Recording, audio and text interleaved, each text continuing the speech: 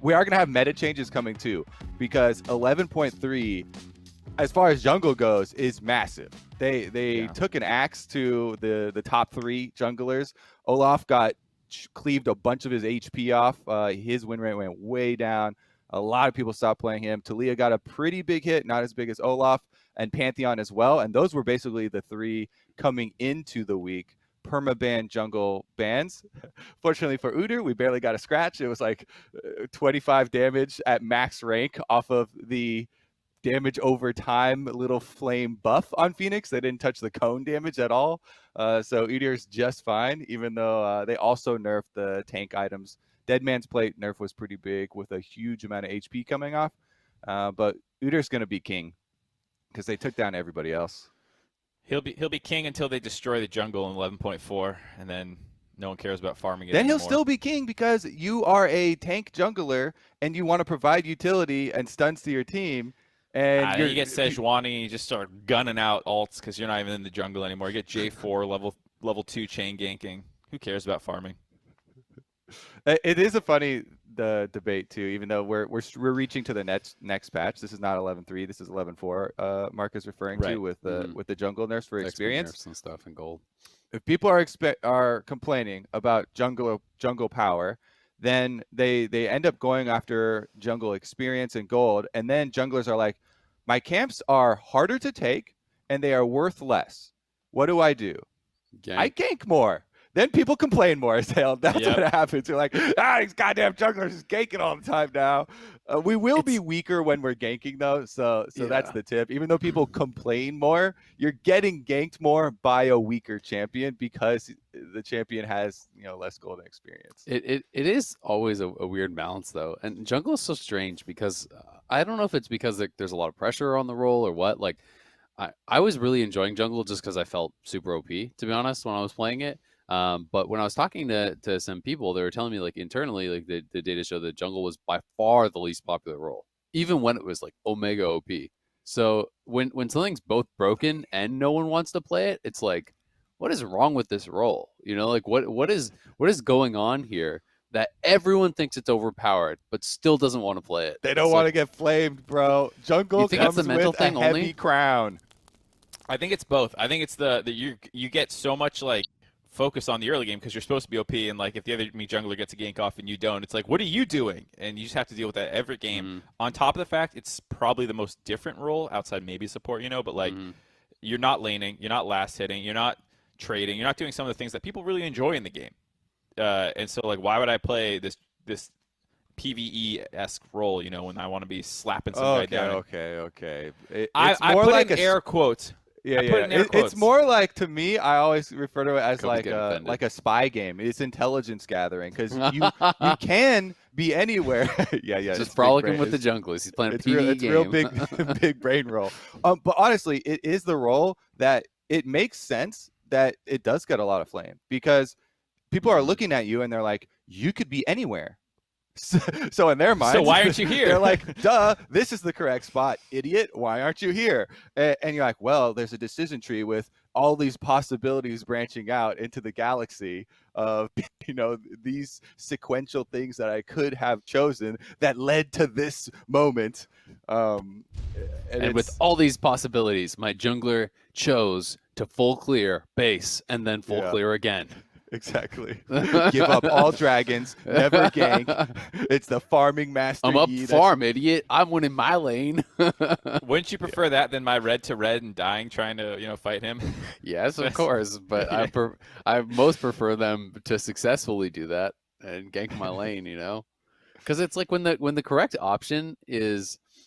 When the jungler's going to force you to dive, right? Or they're camping you. A lot of times it's like you see in pro play, the correct response is for the laner just back up and give it all up, right? You see bot laners and top laners, and rarely mid, because mid is just I think a lot harder to punish.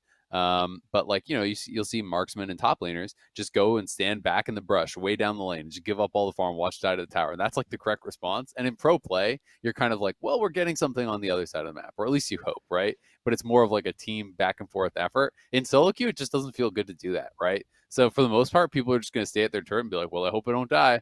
and if you die, it sucks. And you blame your And jungler. then you flame someone else. Yeah. Speaking of which, Silas getting some nice buffs on 11.3. And speaking of top lane counter picks, I want to see, since we didn't get to do a long patch segment, since we jumped right into TSM, I want to see Revenge bring out the Riven. Riven got 2 seconds off of her E. That is so big.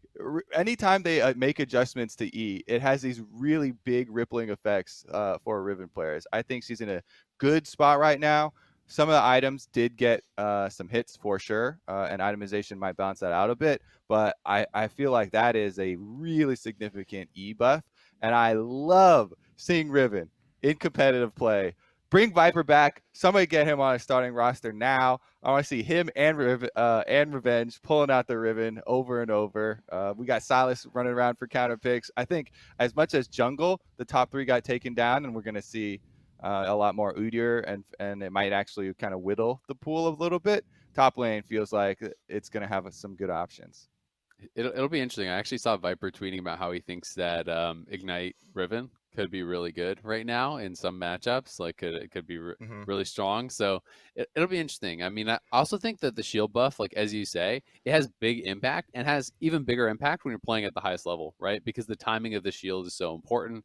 When you're playing against players who are really, really good, people rushing CDR, timing their E to absorb any sort of poke, to absorb any sort of trades, that can be pretty tough to deal with. So it will be interesting.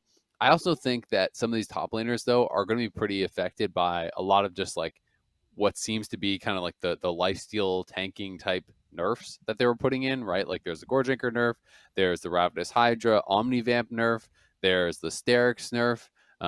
They're really kind of hitting like a lot of these different items, even Leeching Leer, the caster one for mid lane, they nerfed the vamp on that. It just seems like they're realizing, hey, there's too much sustain in the game. I kind of agree, because sustain is becoming less about, oh, like you heal up after the trade, and more, oh, you actually can't move their health.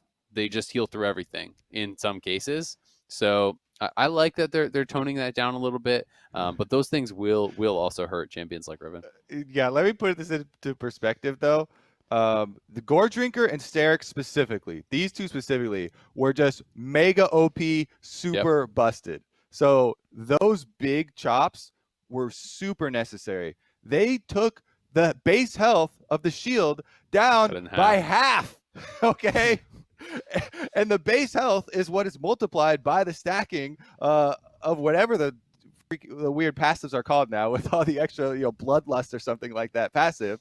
So it has a multiplicative effect on your shield. Like, this is a ginormous nerf onto Sterix Gage, but that thing was just mega OP.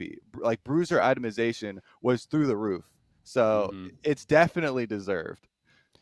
Yeah, I mean, hopefully, I don't hate Renekton, but like him, maybe Aatrox, some of the champions that were abusing these builds will potentially see less play. Even though I don't think Renekton got hit specifically. I think they just nerfed a lot of those champions' items and hoped that they fell into line on their own. Renekton really benefits when there's super strong bruiser itemization coming up, and always comes way back, because he can get money earlier than a lot of the other top lanes, because his lane phase is so strong, and he just builds right into the bruiser itemization. So he kind of fluctuates with that. I do think the Prowler's Claw version of Renekton is really fun to watch, as we saw, like, the specific counter into Quinn to try and get those one shots and stuff.